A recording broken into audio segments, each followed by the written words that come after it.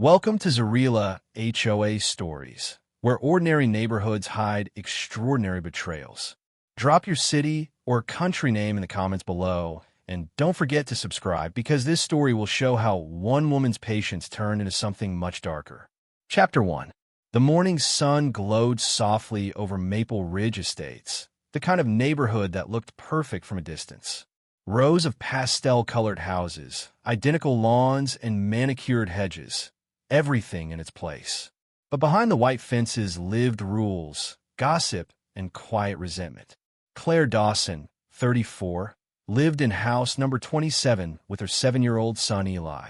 A nurse at the county hospital, she worked nights and came home with sore feet and quiet exhaustion. Her home, small but tidy, was her sanctuary. The single thing she was proud of was her assigned parking spot, marked 27 in neat white paint under the big oak tree near her porch. It was a small symbol of ownership in a life where everything else felt borrowed. But that morning, as her old sedan turned onto her street after a long shift, she froze. A black BMW, polished to mirror perfection, sat in her space. Her heart sank. She knew exactly whose it was. The license plate frame read, HOA President. And there, on the windshield, a gold parking pass with the initials GH. Gregory Haynes. Gregory wasn't just her neighbor. He was the man who ran the HOA like a private empire, always smiling at meetings, quoting rules no one remembered approving, and making others feel small if they questioned him. His house, 2 doors down, looked like something from a magazine, trimmed ivy, imported stone steps, not a leaf out of place. Claire parked her car by the curb instead, 2 blocks down, and walked home through the crisp morning air. Maybe it's temporary, she told herself. Maybe he had no choice. But the next morning, the car was still there. And the next. Finally, Claire decided to talk to him. She changed out of her scrubs, brushed her hair, and walked to Gregory's house. The air smelled of freshly cut grass and arrogance. He opened the door halfway, coffee mug in hand, robe perfectly pressed. "Yes, Miss Dawson," he said, polite but dismissive. "You're parked in my space, number 27. He smiled faintly. "Ah, yes. My wife's cousin is visiting. Just a short-term thing. You can use the guest parking by the playground." "The guest area is far," she said, forcing calm. "Then think of it as exercise," Gregory replied, sipping his coffee before gently closing the door in her face. The sound of that door clicking shut echoed louder than it should have. It wasn't just a parking issue anymore. It was power, a reminder of who had it and who didn't. That evening, rain poured hard, turning the streetlights into golden halos. Claire's car crept down the narrow lane, windshield wipers slapping rhythmically. Eli slept in the back seat, his small hand clutching his toy dinosaur. When she reached home, she saw the black BMW again, sitting under her tree like it belonged there. The wipers paused. Her throat tightened. She parked down the street again, carried her sleeping son inside, and saw something taped to her front door. A crisp white paper. The HOA letterhead.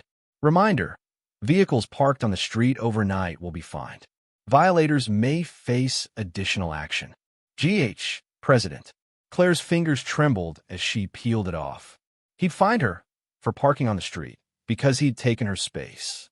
Inside, Eli was already asleep. She sat by the window, staring through the rain at Gregory's car gleaming under her oak tree.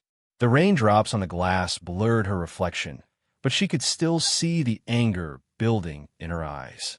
At first, it was just frustration, then humiliation, then something else, something colder. That night, Claire didn't sleep. She just watched. The storm raged outside, but inside her chest, something far quieter and far more dangerous began to form. Her voice was barely a whisper, but it carried the weight of a promise. "If you want that spot so badly, Gregory, you can have it. Forever." The thunder rolled outside, shaking the window pane. Claire didn't flinch, because for the first time, she wasn't tired. She was planning. Chapter 2. The letter. Morning crept in gray and cold, the storm finally gone. Claire Dawson woke to the faint hum of sprinklers outside and the dull ache in her chest that had nothing to do with sleep. Her son Eli was still curled under his blanket, his small breath steady and innocent, a reminder of everything she was fighting for. From her window, she saw it again, Gregory's black BMW, perfectly parked beneath her oak tree. Its surface gleamed, dew glinting like diamonds. It looked deliberate, permanent, as if the man owned the ground beneath it. Claire stood there a long moment, fingers gripping the curtain. Every day it stayed there, a quiet insult. Every day she obeyed rules written by a man who didn't follow them himself. She made Eli breakfast, forcing a smile. "Pancakes today, buddy. Can we go to the park after school?" he asked. "Maybe," she said softly, "if we still have a parking spot by then." When she stepped outside, the air smelled of wet grass and car wax. And there, on her porch, was another HOA envelope, cream-colored, thick paper, her name typed in perfect alignment. She tore it open. Notice of violation. Unkempt property appearance. Debris observed near driveway area. Please correct within 48 hours to avoid fine. Signed, G.H., HOA President. She looked up. There was no debris, just a few fallen leaves from the oak tree, the same tree shading Gregory's car. For a moment, her hands trembled. Then she exhaled, steadying herself. Something wasn't random anymore. This was personal. Later that afternoon, Claire stopped by the HOA office, a small converted unit near the subdivision entrance. Inside, fluorescent lights buzzed over beige walls lined with binders and rulebooks. Behind the counter sat Debbie Collins, the HOA secretary, a timid woman who always seemed 2 words away from quitting. "Hey, Debbie," Claire said, trying to sound casual. "Can I get a copy of the bylaw about parking spaces?" Debbie blinked, hesitant. "Greg doesn't usually like giving those out unless it's official." Claire smiled thinly. "Then make it official." Debbie sighed, rummaging through a drawer, and handed her a stapled packet. "Here, just don't tell him I gave it to you." Claire thanked her, then froze as she noticed something tucked between the pages, a yellow sticky note, half crumpled. In neat handwriting, it read, "You're not the first one he's done this to. Be careful." Her pulse quickened. She looked up, but Debbie had turned away, pretending to type. Claire didn't ask questions. She left quietly, clutching the packet like evidence. That night, she sat at her kitchen table, papers spread out under the dim light. The HOA bylaws were thick with small print and vague clauses. But one line caught her eye. Board members may temporarily reassign community assets during emergency or maintenance-related situations. She whispered to herself, "He's using it as a loophole." Her phone buzzed. A text from her neighbor, Tom Avery, a quiet widower who lived next door. "Tom, hey, did you see Greg's car again? Thought that was your spot." "Claire, yeah, day 5. Tom, be careful. He's not who he seems." Claire frowned, staring at the screen. The words "not who he seems" echoed in her mind like a warning. At midnight, unable to rest, she slipped outside in her robe. The street was silent, the moon half hidden by drifting clouds. Gregory's BMW sat still, reflecting the porch light like an eye watching her. She stepped closer, her bare feet brushing against the cold pavement. Then something caught her attention, a small envelope tucked under his windshield wiper. Her name was written across it in neat, slanted handwriting. She looked around, no one. Heart racing, she reached for it. Inside was a single photo, blurry, taken from a distance, of her and Eli walking to the car. On the back, 4 words in bold ink. "You should move soon." Her stomach dropped. The air suddenly felt heavier.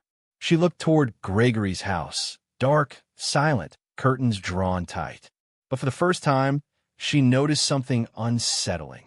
A faint glow from his garage window, a shadow moving inside. And for the first time since it began, Claire felt real fear. Chapter 3. The Warning. The next morning, the world felt quieter, too quiet. Claire Dawson stood at her kitchen sink, staring out at the street. Gregory's black BMW gleamed under her oak tree, as always, the early sunlight reflecting off its hood like a mirror aimed right at her window. It wasn't just a car anymore. It was a declaration, a reminder that he could take what he wanted when he wanted. She couldn't stop thinking about the photo from the night before, the one showing her and Eli walking together. Someone had been watching them. Her hands shook as she poured coffee, her mind racing through possibilities. Was it Gregory? One of his board members? Someone else entirely? She tried to shake it off. Eli came into the kitchen, rubbing his eyes, his small voice breaking the silence. "Mom, why do you keep looking outside?" "Just checking the weather, sweetheart," she lied, forcing a smile. She dropped him off at school, but even then, she kept glancing in the rearview mirror, half expecting that same BMW to follow her. It didn't. Yet the paranoia clung to her skin like cold rain. When she returned home, there was movement at Gregory's driveway. He stood near his car, wearing his usual pressed shirt and that smug, casual smirk.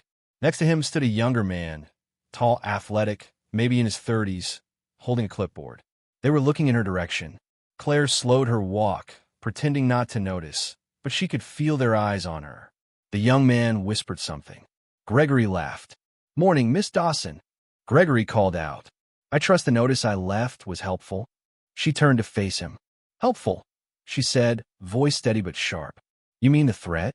He chuckled softly, adjusting his sunglasses. Now, let's not be dramatic. It's just a friendly reminder to follow HOA protocol.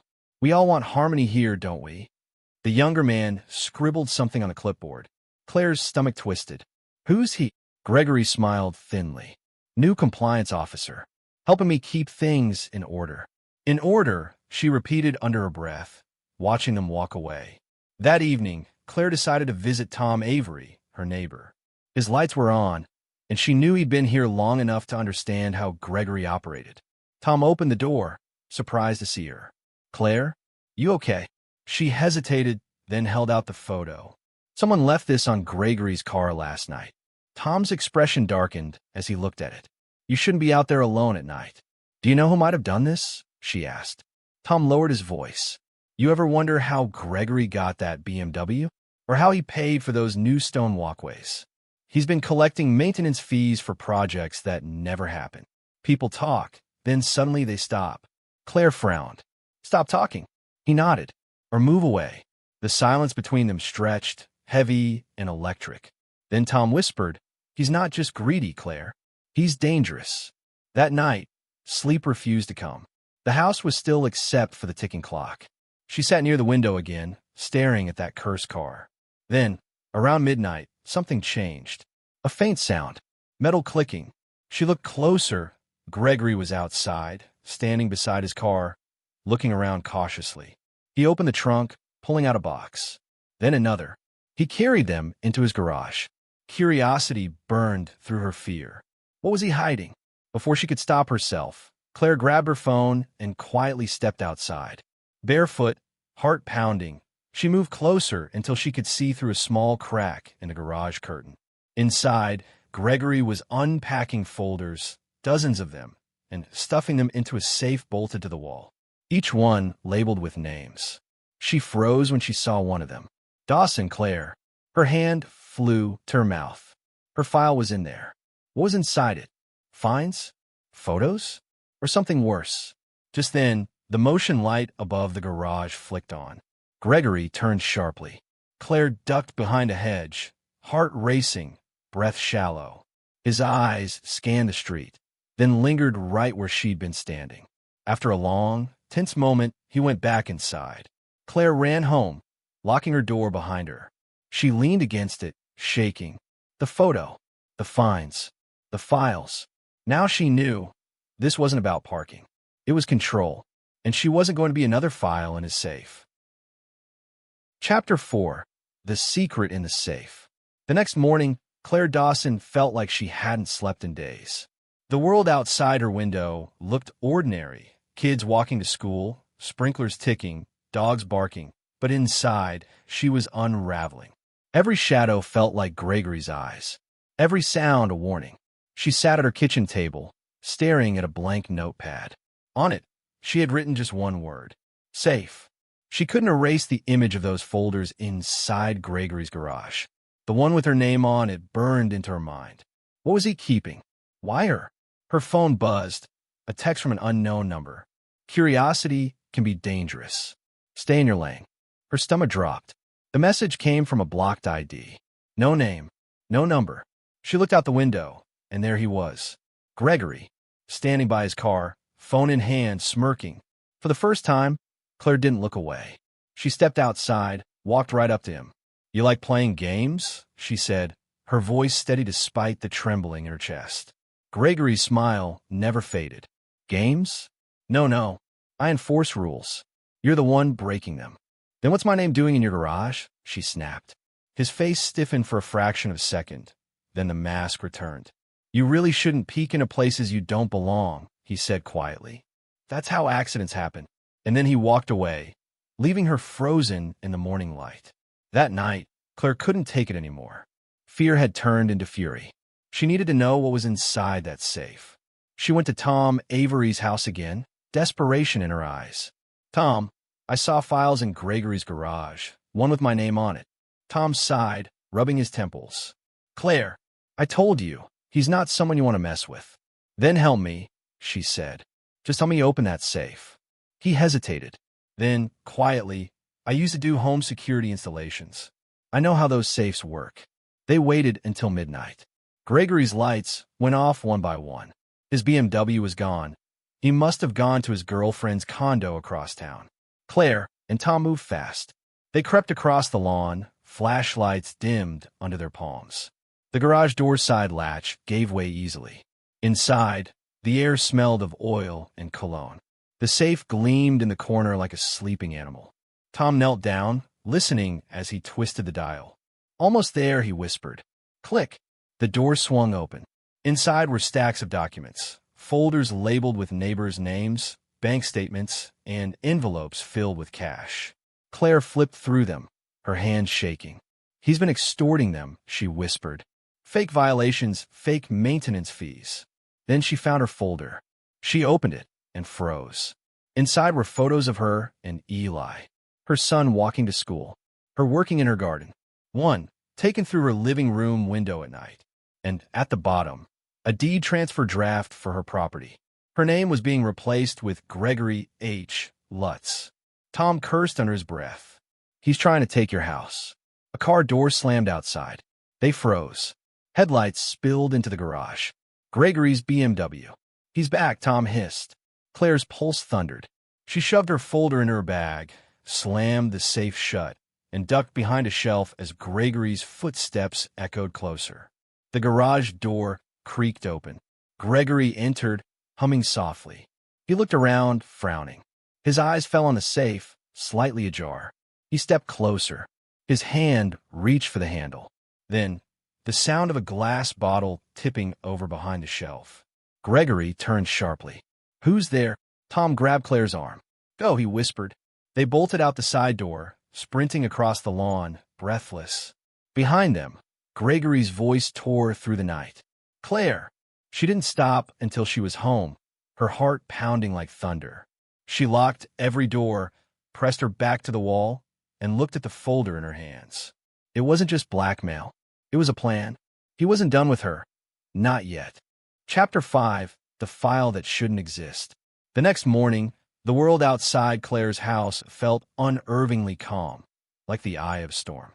Birds sang, sprinklers hissed, and somewhere a lawnmower droned lazily. But inside, Claire Dawson's mind was chaos. She sat on her couch, still in her robe, staring at the folder she'd stolen from Gregory's safe. Her coffee had gone cold an hour ago. The file sat there, silent and heavy, as if it carried a heartbeat. She took a deep breath and opened it again. Inside were her photographs, her and Eli at the park, her reading on the porch, her walking down her driveway at night. Every picture taken from a distance. Every one proof of surveillance. Her hands trembled as she flipped through until she reached the last page, a document that froze her blood. Property seizure form, preliminary draft. Transfer of ownership upon delinquency or HOA foreclosure. Signatures, Gregory H. Lutz, HOA president. Witness, Deborah Collins. Claire whispered, "Debbie?" She read further. There was a clause claiming Claire owed $12,000 in accumulated HOA fines. But she had receipts. She'd paid everything. Every single bill. She grabbed her phone and dialed Debbie's number.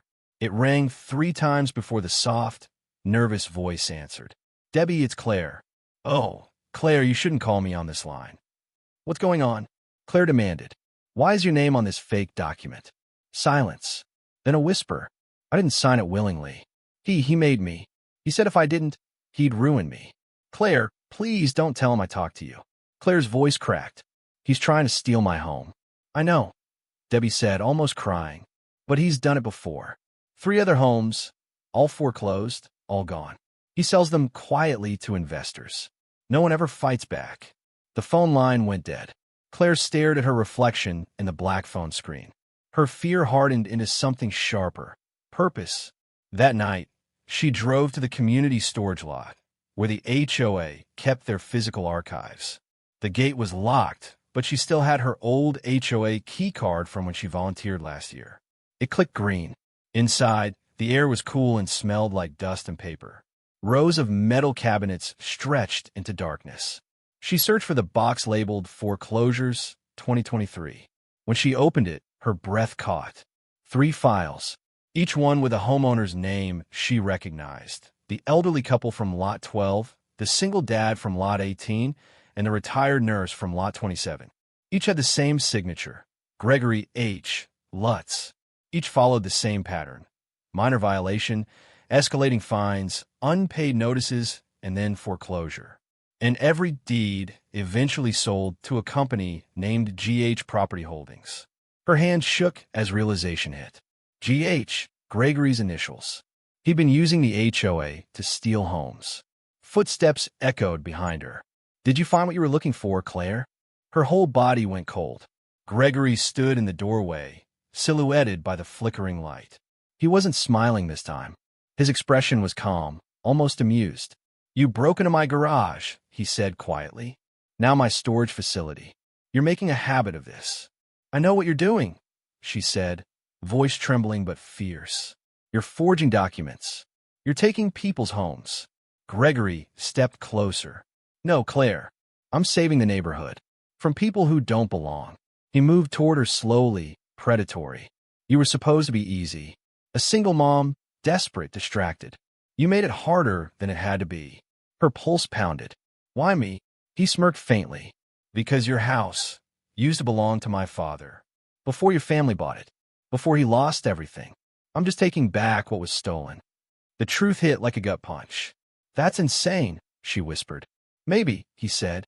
But when the papers go through next week, no one will question it.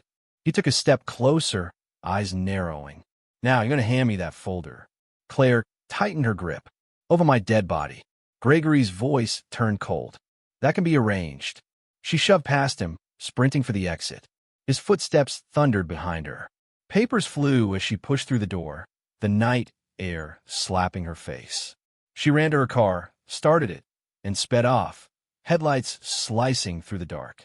Behind her, Gregory stood in the road, watching, and in that cold, confident smile, she realized the war had just begun. Chapter 6, The Trap. Rain fell again that night, soft but relentless, a steady rhythm on Claire Dawson's windshield as she parked her car 2 blocks from her house. Her hands were still shaking. The folder from Gregory's safe lay on the passenger seat, sealed in a plastic bag like evidence. She exhaled, eyes fixed on her reflection in the rearview mirror. No more running, she whispered. Inside her house, Eli was asleep, oblivious to the war his mother was fighting. Claire brushed his hair gently and kissed his forehead before heading to her desk. She pulled out her laptop and began typing long, careful emails to the county auditor, the local newspaper, and the HOA board's oversight committee. She attached every photo, every forged document, every falsified fine. But she didn't send them yet. Not yet. She needed Gregory to fall publicly and permanently. That's when she remembered Tom Avery. The quiet neighbor who'd helped her open the safe. She grabbed her phone and called him. Tom, I have proof, she said as soon as he answered. He sighed. Claire, slow down. No, listen, he's been stealing homes. I have every file. I'm going to expose him. A pause. Then softly, Claire, I don't think you should do this alone. They met in his garage an hour later. Rain dripped through the eaves as she laid the folder on his workbench. Tom flipped through the pages, his expression darkening. "This is enough to ruin him," he said. "That's the plan," Claire replied. He hesitated, looking uneasy. "Then we need to make him show his hand. Catch him admitting it." Claire's eyes narrowed. "You mean, record him?" "Exactly. He's proud of what he's doing. Get him angry enough, he'll talk." She nodded slowly, the gears in her mind turning. "I'll make him come to me." The next morning, she did something she hadn't done in weeks. She parked directly in her own spot, blocking Gregory's BMW from pulling in. Then she waited. At 8:15 sharp, his car rolled around the corner. The moment he saw her sedan sitting there, his calm facade cracked. He slammed on the brakes, stepped out, raincoat draped over his shoulders like armor. "You're in violation again," he snapped. "No," Claire said evenly, holding up her phone. "I'm home. This is my driveway." His eyes narrowed. "You really think this will end well for you?" "Actually," she said, a faint smile tugging at her lips, "I think it's just beginning." Gregory stepped closer, lowering his voice. "You're making a mistake, Claire. You should have stayed quiet. You could have kept your little house. And you could have stopped spying on me," she said coldly. "But I guess men like you need power to feel alive." That hit him. His jaw clenched. He leaned in, eyes burning. "You think this is about power?" "No, this is about justice. My father built this place. He lost everything because people like your family cheated him out of it. I'm just taking back what's mine." Click. Her phone, hidden under her coat, was recording everything. "Then you admit it," she said softly. He froze. "What?" "You admit you've been forging documents, stealing homes." His expression changed, confusion, then fury. "You think anyone will believe you? You're just some desperate woman. I'm the president. I control the board. I control the records. And when this is over, you'll be gone, like the rest of them." For a moment, neither of them moved. Rain dripped between them, steady and cold. Then she smiled. "Then I guess I'll see you at the next board meeting." That night, Claire uploaded the recording to a hidden drive and sent it to 3 people: Tom, the oversight committee, and a journalist named Rachel Lee, who'd been investigating HOA corruption for years. Her hands trembled as she hit send. Outside, the rain finally stopped. The night grew silent. But inside, Claire felt something new. Not fear this time. Resolve. Because Gregory had no idea that the woman he'd tried to destroy was about to end him, in front of the whole neighborhood. Chapter 7. The Board Meeting. The morning of the HOA board meeting arrived with unnerving silence. No rain, no wind, just a heavy stillness that clung to the air like fog before a storm. Claire Dawson dressed carefully, dark blazer, hair tied back, calm face masking the chaos inside her. Eli watched her from the doorway, rubbing sleep from his eyes. "Mom, are you going to stop the bad man today?" Claire hesitated, kneeling to cup his face. "I'm going to make sure he never hurts anyone again." She smiled faintly, but her eyes shimmered with exhaustion. "Stay with Mrs. Avery." "Okay, I'll be back soon." As she drove to the HOA community hall, her stomach churned. The low brick building stood at the center of the neighborhood, a place meant for community harmony, though tonight it would become a battlefield. When she entered, the fluorescent lights buzzed overhead. About 20 neighbors were already there, whispering nervously. Debbie Collins sat near the corner, pale and fidgeting. Tom gave Claire a small nod from across the room. And at the front of the long oak table, Gregory Lutz. Perfect suit, calm smile, the predator disguised as order.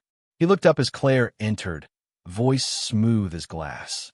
"Ah, Mrs. Dawson, I wasn't sure you'd show." "I wouldn't miss it," she replied, taking a seat near the front. The meeting began like any other, talk of budgets, landscaping fees, maintenance schedules. But everyone could feel the tension, thick and electric. Then, finally, Gregory cleared his throat. "Before we close tonight's agenda," he said, "there's one final issue: repeated violations by homeowner Claire Dawson. Unpaid fines now exceeding $12,000. A few gasps. Claire stood, her chair scraping against the tile. "That's a lie," she said, her voice sharp but steady. "Those documents were forged. By you." Gregory chuckled softly. "Mrs. Dawson, that's quite an accusation." She reached into her bag, pulled out her phone, and placed it on the table. Then maybe you'd like to explain this. She pressed play. The room filled with Gregory's voice, recorded just 2 nights ago. You think this is about power? No, this is about justice. My father built this place. He lost everything because people like your family cheated him out of it. I'm just taking back what's mine. The silence that followed was suffocating. Every eye turned toward Gregory. Debbie covered her mouth. Gregory didn't flinch. He smiled slowly, coldly. Impressive, he said. But you should know, recordings made without consent aren't admissible. And as of this morning, he reached into his folder, pulling out a document. You're no longer a homeowner here. Your property has been repossessed. Claire's heart stopped. She snatched the paper. It was stamped with a county seal, official-looking, signed by the board treasurer. This isn't possible, she whispered. Gregory leaned closer, voice low enough for only her to hear. You should have sent those emails sooner, Claire. Her mind reeled. Someone inside the board had helped him. She turned toward Tom, her one ally, but froze. His eyes wouldn't meet hers. His jaw was tight, his hands folded. No, she whispered. Tom. Gregory straightened, smooth as ever. Mr. Avery graciously brought me your evidence last night. Said you were spiraling. I had to act to protect the community. A collective murmur spread across the room. Claire's chest constricted, breath shallow. Tom's expression crumbled. Guilt, regret, shame. I didn't know he'd, Claire. I thought he'd listen. But Gregory cut him off. Thank you, Tom. Truly. Claire felt the world tilt. Everything blurred. The murmurs, the lights, the polished wood of the table. Gregory smiled. Now, Mrs. Dawson, if you'd kindly vacate your property by the end of the week, I'll make sure the transition is smooth. She stared at him, her voice breaking. You think you've won. He leaned back. I always win. But what he didn't see, what no one saw, was the quiet red light still blinking on her phone. Recording. Again. Capturing everything. That night, as she drove home under a moonless sky, tears blurred her vision.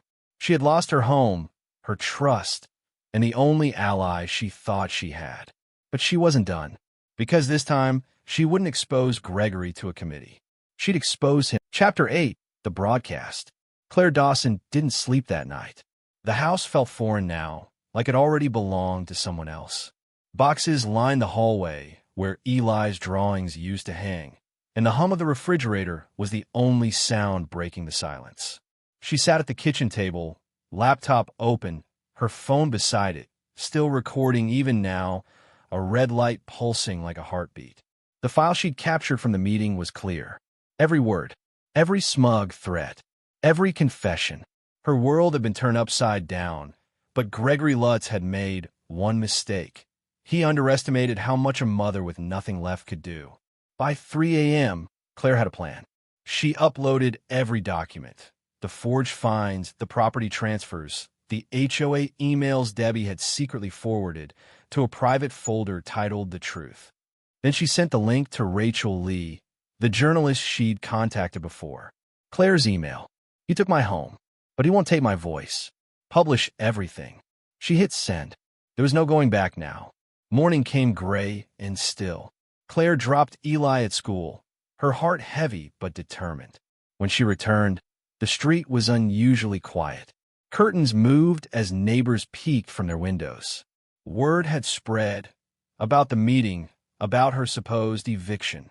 Gregory's BMW was parked exactly where it always was, in her spot. It gleamed like a symbol of control, but not for long. Her phone buzzed, a text from Rachel. It's live. Claire opened the link. Her screen filled with the headline. HOA President Exposed. Forged foreclosures and community corruption scheme uncovered. Underneath were scanned documents, photos, and audio clips, including the meeting recording where Gregory admitted everything. Within minutes, comments flooded in. Residents shared it across social media. Local outlets picked it up. A news van even appeared at the community entrance.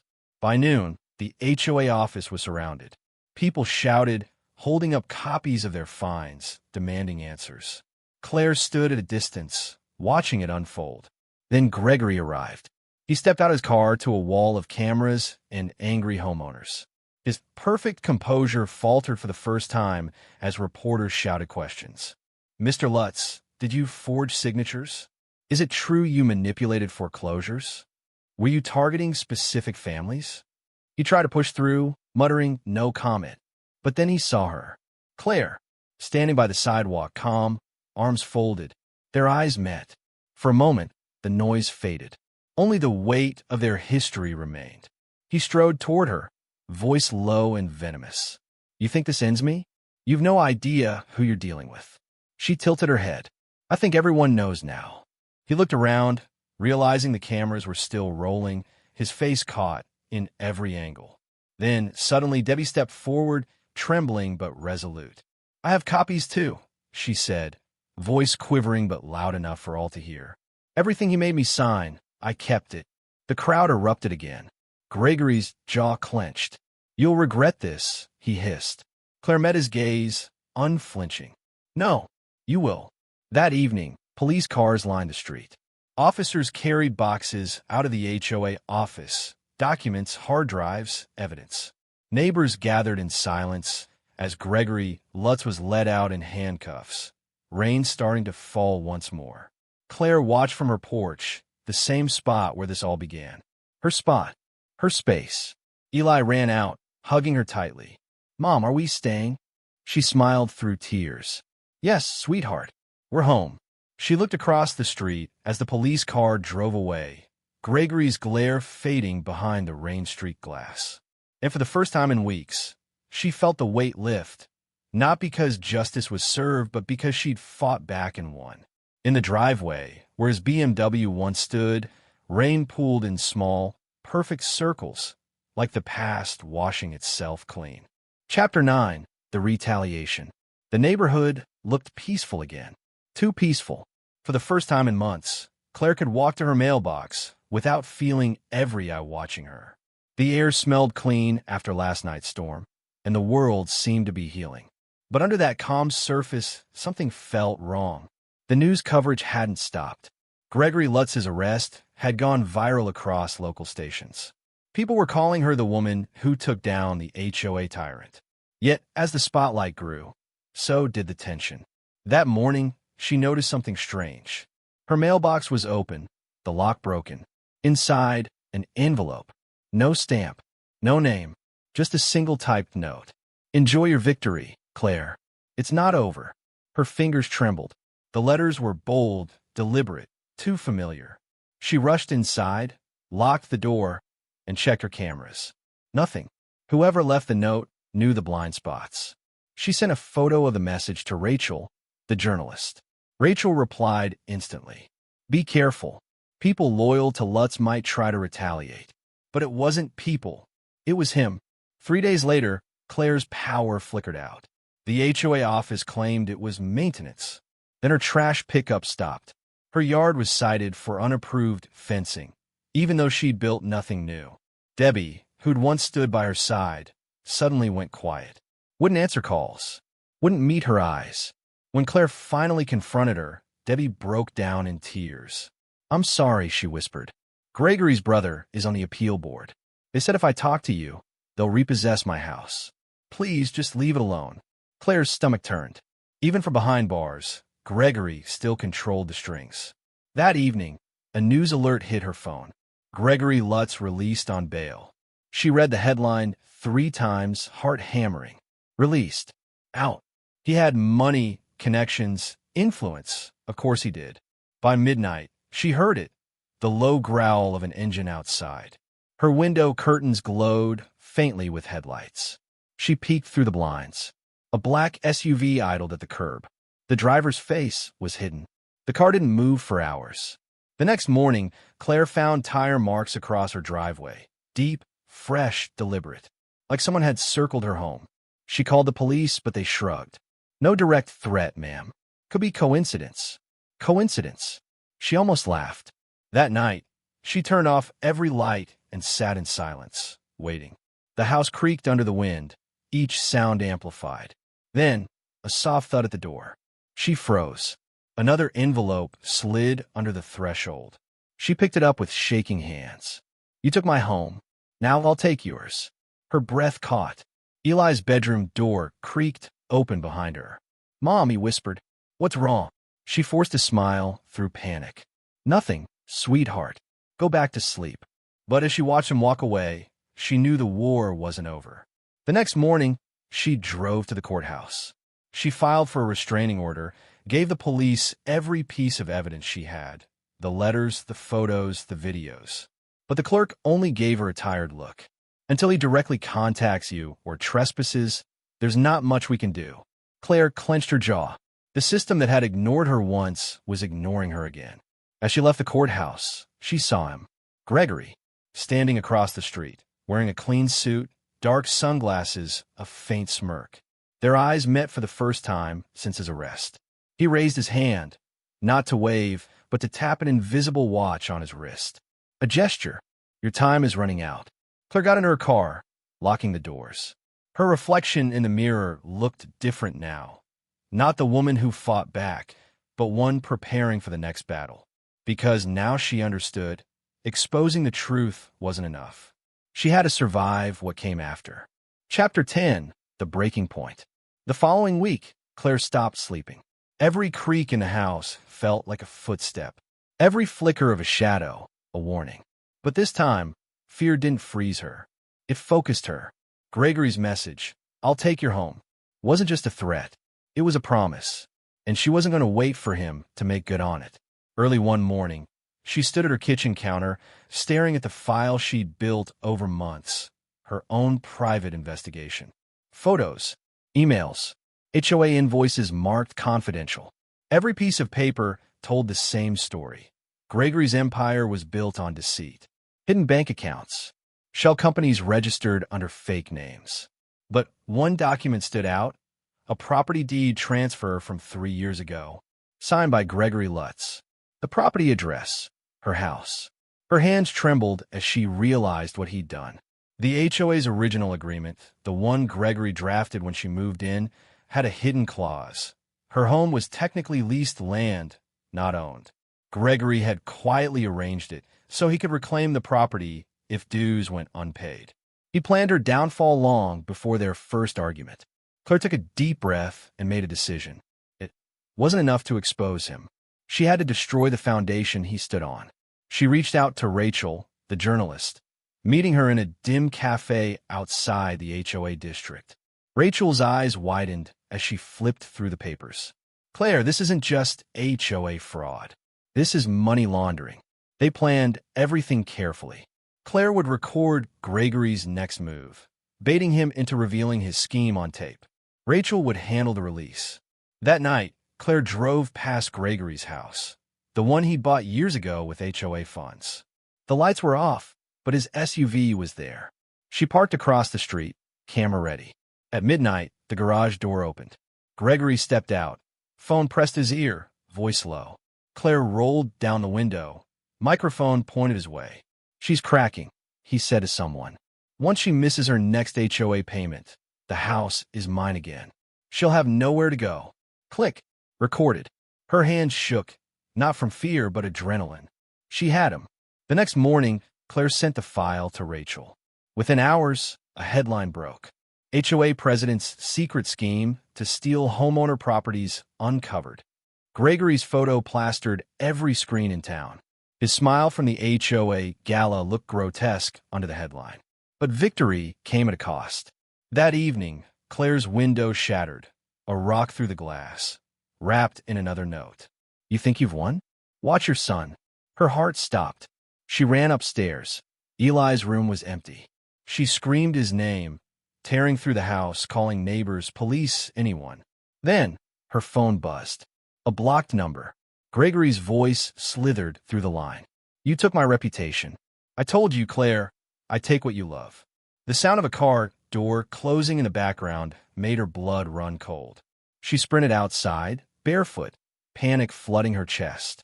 Down the street, a black SUV speeding away. Police sirens echoed in the distance. In that moment, Claire understood. The fight had gone beyond property, beyond revenge. It was now life or death, and she wasn't done fighting. Chapter 11, The Reckoning. The night air sliced through Claire's lungs as she ran barefoot down the road, her robe flapping behind her like a broken flag. The black SUV's taillights flickered in the distance, fading, then gone. "Eli!" she screamed, voice cracking. "Eli!" The sound of her own panic filled the silence.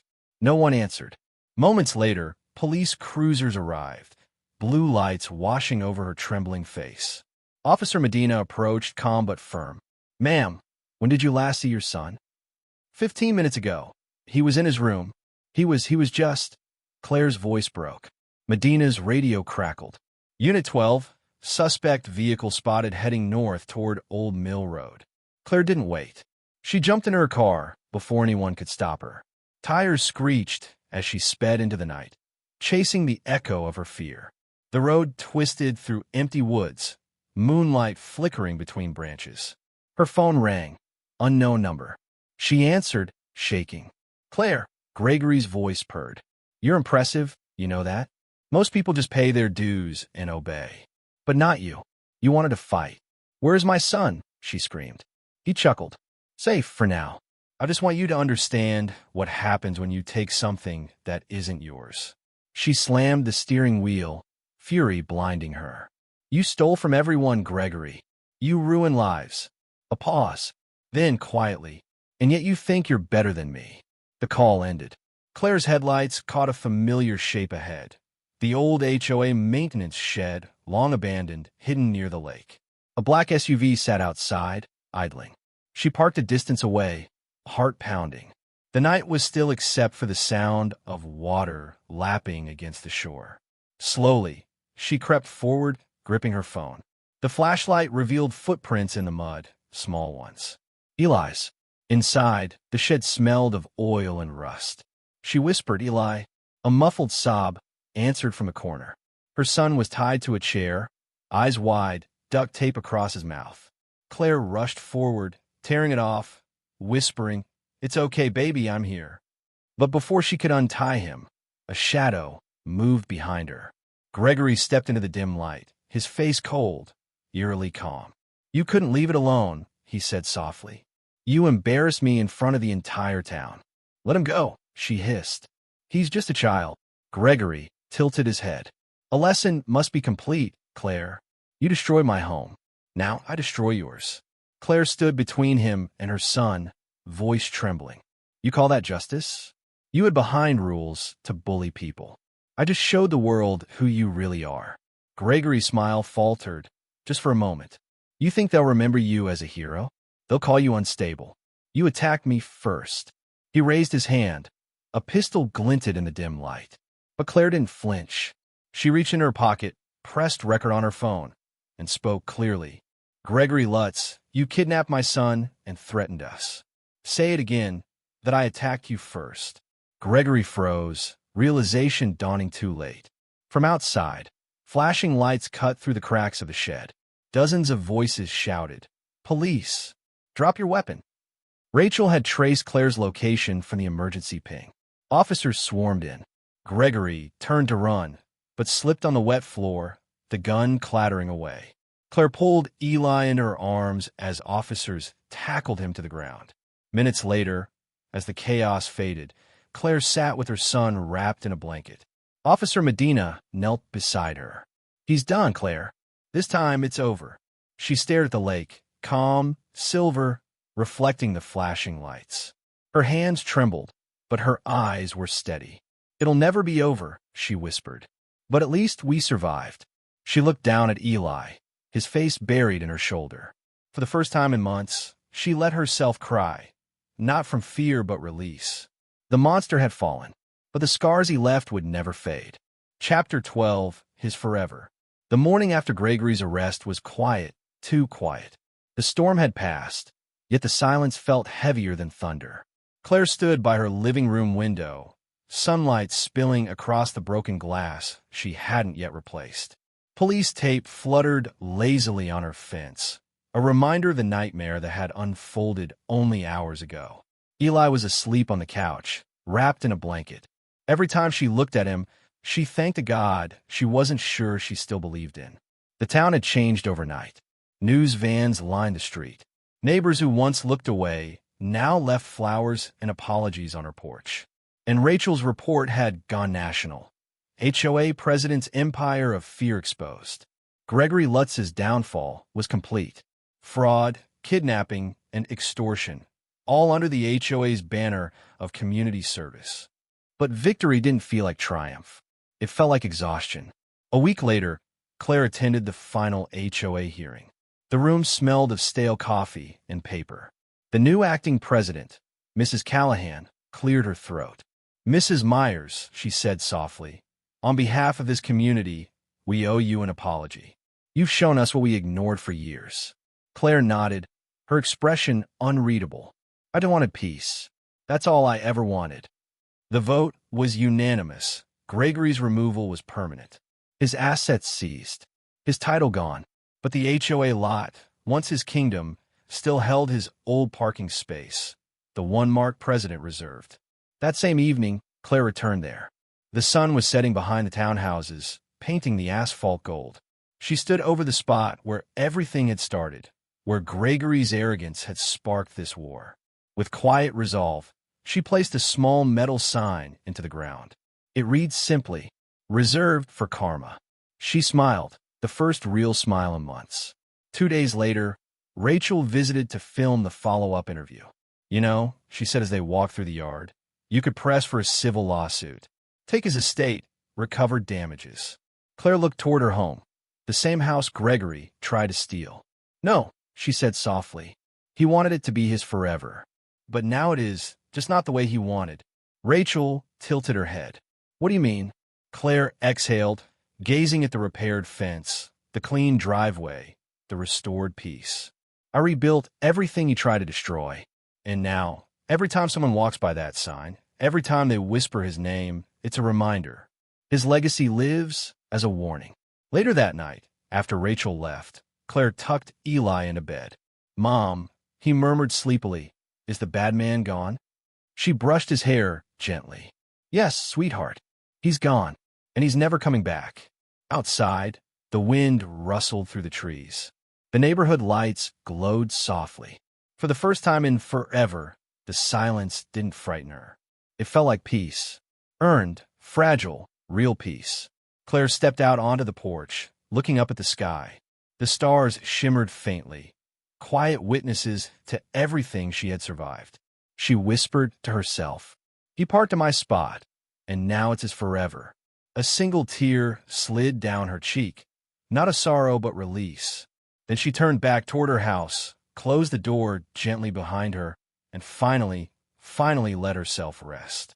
Thank you for watching Zarela HOA Stories. If you felt Claire's journey, her courage, her pain, her revenge, hit that like button and subscribe for more real, emotional HOA tales that reveal the dark secrets behind neighborhood walls. Drop your city or country name in the comments below and tell us, what would you have done if you were Claire? This is Zarela HOA Stories, where every home hides a story.